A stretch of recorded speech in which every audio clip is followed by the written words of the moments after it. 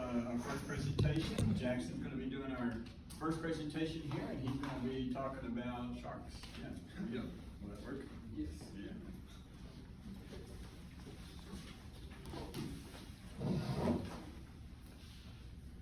Hello, my name is Jackson Govenkamp, and today I'm going to be going over the declining number of apex sharks and potential ecological consequences that can occur because of it. And before I start my presentation, there are a few key terms that are necessary to really understand my presentation today. And most of my consequences that I refer to are based on the trophic level, which is basically the position an organism occupies in a food web. Or in other words, it's a nutritional relationship between organisms in an environment.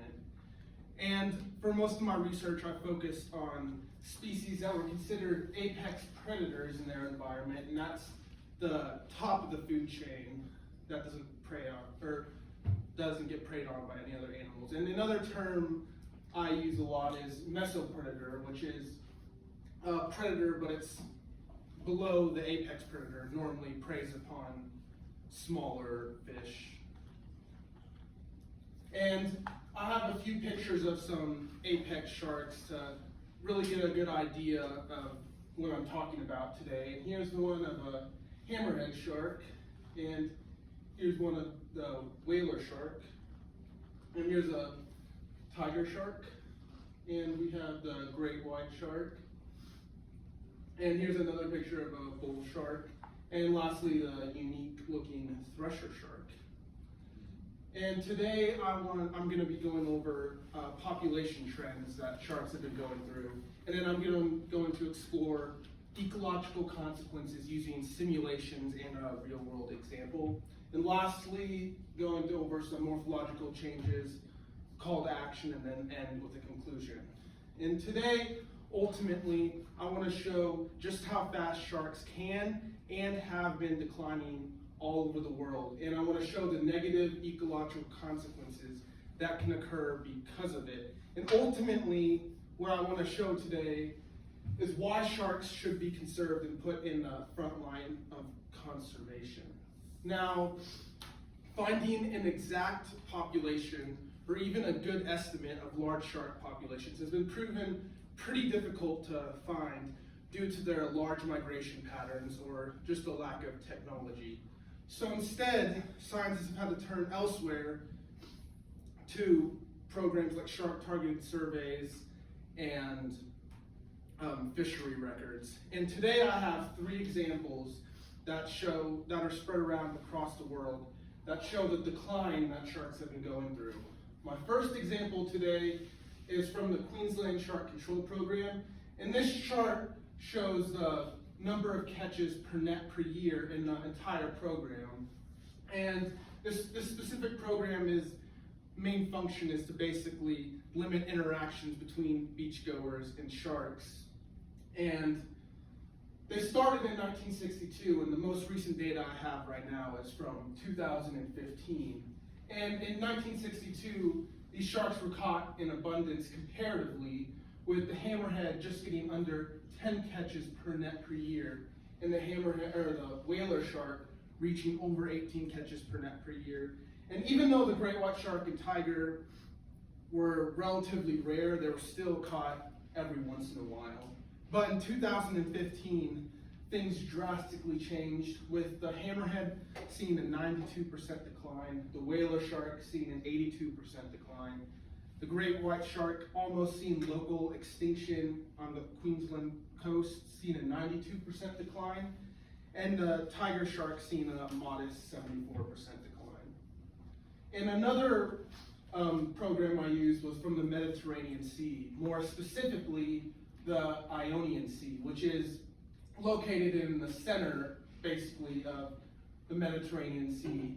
And this was records of catches by fishermen fished here throughout the entire 20th century. And we saw similar results here with a 74% decline with the blue shark, and the mackerel and thresher shark saw 99% decline. The hammerhead shark saw it worse in this area, with are seeing over a 99.99% decline, with the last known sighting in the Ionian Sea being in 1963. And the last example I have today is from the U.S. Eastern Seaboard. This survey, or this shark-targeted survey, ran from 1970 to 2005, and the results are mostly the same across the board, with the sandbar shark seeing an 87% decline, and the hammerhead, black-tip tiger, and bull shark all seeing more than a 90% decline. Now that we've established that sharks have been declining all across the world, it is time to really explore what that means for the world and what ecological consequences can occur. And for most of my consequences, I use the importance of trophic cascades, which are powerful, indirect interactions in an environment that occur when prey or predators limit, or in this case, increase prey density. And they ultimately enhance the next lower trophic level. A more visual example of what I said in the previous slide is pictured here. Here we have the shark either declining or just disappearing, and it not only affects the level below, but it also affects the next lower level. And in this case, it even affects an even lower level than that. Now, for my first set of examples for consequences, a program called EcoPath with EcoSim is used. And EcoPath with EcoSim is an ecological modeling software unit that uses 3 components: EcoPath, EcoSim, and EcoSpace.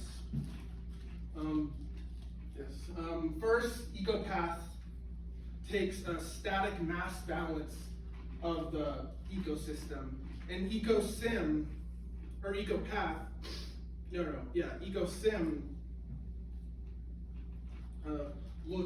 it's a dynamic module, and it looks for future policies that have been implemented or policies in the past that also have been.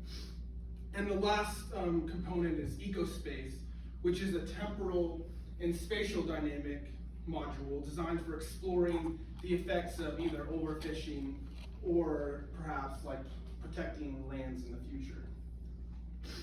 And my first simulation I found with EWE was from the French frigate Shoals. And in this case, they simulated the decline of tiger sharks in the French frigate Shoals, which directly resulted in an increase in sea turtles, seabirds, seals, and reef sharks, typical shark prey, which indirectly led to a decrease in tuna and jack, fish that are generally caught by fishermen. And here, tiger sharks were the only predator that consistently preyed upon the species listed right here. And there was no predator or mesopredator suitable for the tiger shark's diet. And because of this, these mesopredators were left completely unchecked, wreaking havoc on the tuna and jack population. Interestingly enough, though, when they ran the same simulation on the mesopredator reef shark, there was little to no change in the trophic level, because mesopredators, like other ones like the seabirds and seals, were able to just take their place in the ecosystem. And this shows that the apex predator tiger shark has a much greater effect on the ecosystem than the mesopredator reef shark. Another similar simulation I used was from Florida Island, which is in the Galapagos Island. In this case, EWE simulated a decrease in all shark species, which directly resulted in an increase in sea lions and non-commercial reef predators, which ultimately led to an indirect decrease in commercial reef fish. Unfortunately, they weren't able to distinguish the difference between the mesopredators and the apex predators in this case, but ultimately the results still came out the same and led to the same results. However, when similar models were used in the central North Pacific, results differed. This time, EWE simulated a decrease in pelagic sharks, which are sharks that live in the deep, more open ocean. This decline led to little or no effect on the trophic levels. Unlike sharks living in productive coastal waters, pelagic sharks have a more opportunistic diet. And when they started to decline, mesopredators like billfish and tuna were able to just take the same role as the apex sharks in that area. These models show us that decreasing populations of apex predators can have negative ecological consequences, though the severity of the consequences seems to depend on the location and the species of the shark. Now, though models are helpful when drawing out conclusions, real-world data from real-world oceans are necessary to really strengthen my hypothesis. And one example about this that I found was from the University of North Carolina. This survey was the same set of data from the beginning of the presentation on the eastern seaboard that ran from 1970 to 2005, which range extended from Cape Cod, Massachusetts to Cape Canaveral, Florida. And in this specific survey, the researchers saw an increase of over 14 different species of mesopredators when the apex population started to decline in the area. But out of all these 14 mesopredators, one really stood out with having a greater effect, and that was the cow-nosed ray. Now, the cow-nosed ray is one of the main species of prey to sharks in this area, and during the gradual decline of sharks on the eastern seaboard, cow-nosed ray population increased to an estimated 40 million in population on the eastern seaboard alone. One of the main reasons why they were such a problem was their diet. Their diet consisted of mainly bivalves, including clams, oysters, and bay scallops. This not only had an effect on the trophic levels, but it also had a major effect on several fisheries across the U.S. eastern seaboard. In Chesapeake Bay, they rely a lot on their seafood, and it was estimated that the daily consumption rate in the area is 210 grams of bivalves, which is the main type of diet for the cow-nosed ray. And it wouldn't be surprised to reach 840,000 metric tons of harvest in a 100-day occupancy in Chesapeake Bay. However, when 2003 came along, 100-day occupancies in similar areas only reached 300 metric tons. And fisheries all across the eastern seaboard struggled to stay in business, and some of them ultimately closed down. Like in North Carolina specifically, this chart shows the bivalve harvest in millions of pounds. And as you can see, up until 1998, a relatively healthy amount of bivalves were being harvested. But once 2000s came around, harvest rate dropped under 10 million pounds. And in 2004, harvest rate dropped dangerously close to zero. And because of this, several century-old bivalve fisheries closed down for good. Most of this was ultimately credited to the decline of apex sharks in the area. And it shows that conserving sharks can not only help bring back balance to the trophic levels, but fisheries can also have more success when sharks are taken care of. Now, sharks can have a major effect on the trophic level that affects both marine environments and fisheries, but my research has also led me to effects that are not as apparent in the trophic levels. And one experiment I found showed that fish can change their physical features based on the threat of predators. In this case, reef fish. In this specific experiment, or in this case, reef fish.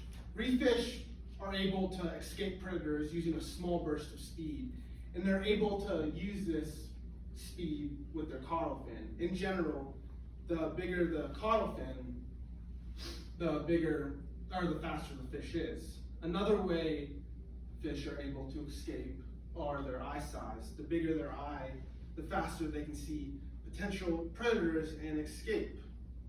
Now in 2000, scientists tested 7 different species of reef fish in 5 different sites in Raleigh Shoals and Scotts Reef. 3 sites at Raleigh Shoals had a healthy population of sharks, and 2 sites at Scotts Reef had no sharks at all. 530 fish or 611 fish were ultimately sampled and recorded. And in this chart, it shows the results of the experiment, showing the average percent change from the sites with no sharks compared to the sites with sharks. And in the gray boxes, it represents the average percent change, or average percent increase in caudal fin size, and the white box represents the average percent change in eye size. And in all 7 species, both the caudal fin and the eye size were bigger in the sites with sharks. This ultimately shows that predators like apex sharks have an effect on prey even when they're active. Now, with all this being said, sharks are key to the environment they live in. When declines in shark populations are recorded, cascading effects seem to follow. Unfortunately, one of the biggest reasons for decline is overfishing, and a big part of that is finning. Finning is a practice where a shark is caught and all fins are removed and the remains are thrown back into the ocean. And the demand for shark fins is high because of the delicacy dish it serves, shark fin soup. Even though shark finning is illegal in the United States, over 73 million fins are bought and distributed throughout the country every single year. And only a handful of species are currently being protected under the Endangered Species Act, including the thresher and hammerhead shark. However, there are still multiple species, as we've seen in the presentation, that can benefit from being under the same protection. More steps are needed to reverse the stereotypical fear and put sharks in the front line of conservation. So in conclusion, it has indeed been shown to affect, or sharks have indeed been shown to affect not only aquatic species, but have had major ramifications on fisheries across the country. And there's no doubt in my mind that sharks are a keystone species. The negative trends all over the world are alarming, but protection and awareness can go a long way to bringing back balance to the trophic levels. Sharks have ruled the ocean for as long as history shows. And in order for oceans to run correctly, apex sharks must become relevant in our oceans again. Any questions?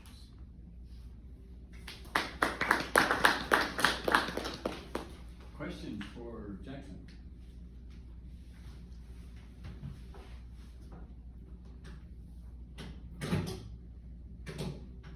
Okay, I gotta ask. Yes. Are you saying the decline is due to shark finning? It's shark finning is a big cause. I'd say the more overarching reason is overfishing in general, but shark finning is kind of a issue that a lot of people think of when they think of why sharks are declining. So it's something that, when people hear about that, they want to do something about it. So it's something. So it's overfishing the sharks for Yes. for eating purposes, right? Is that what you're thinking? Well, or- no, it's more, and for the finning it is, but for the overall arch, sharks are relatively fragile in their environment, so when people go fishing for other fish like tuna and jack, it affects the shark because they have less food in their diet and they can't cope as well as other species can. So, I need to ask another question. Is a period of time from 1970 to 2005 enough of a time period to make a conclusion on this? Or is there natural fluctuations? Is there natural fluctuations over 100 years and we're just in a downtime and it's gonna go back up? And then How, did you ever see any long-term studies on what the natural fluctuation is? I didn't officially find anything like that, but what from I've seen from the Mediterranean Sea, that was my oldest study from the. Mhm. It started in the 1900s, and in general, it was just constantly going down over the years. And I would be a little skeptical if the decline wasn't as sharp and as big. Like for all the species, there wasn't any like 10% declines or 20. The lowest decline I saw when I was researching was 74% decline. That makes sense, yeah, that makes sense. If it was a natural fluctuation, it wouldn't be quite so extreme as that would be. Yeah, I think there'd be at least some examples of sharks that are declining not as much. Why did you do this talk? Well, I've always been interested in sharks, like Shark Week's one of my favorite TV weeks. So, and I've also known that they've been in the spotlight because they've been going down, but it's hard to see like other people really doing anything about it, so I just wanted to dive deeper into the issue to see what's really going on. So has any of these groups you looked at doing anything about this? From what I've seen, from the bivalve harvest place, they're implementing more and more restrictions on fishery, and the bivalve harvests have actually gone up a little bit, not to the original height, but because of the regulations they put on their like fishing, and that affects the sharks population, they've been able to really increase that a little bit. So I'm hoping more and more shark species get like put under the Endangered Species Act, because a lot of them are just threatened right now, officially.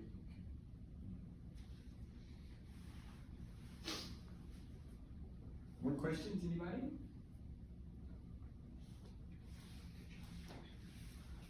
Okay, I got one more question. So, we often hear a lot about changes in fish populations because of other things like dying flagellates and other harmful organisms that are killing the fish. Do you think that's playing a big part in this?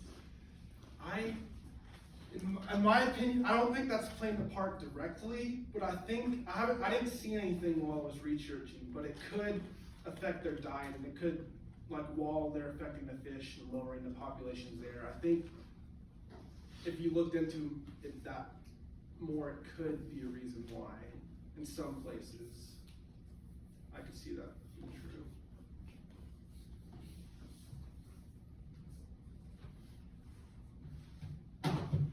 Thank you, Jackson. Appreciate your presentation.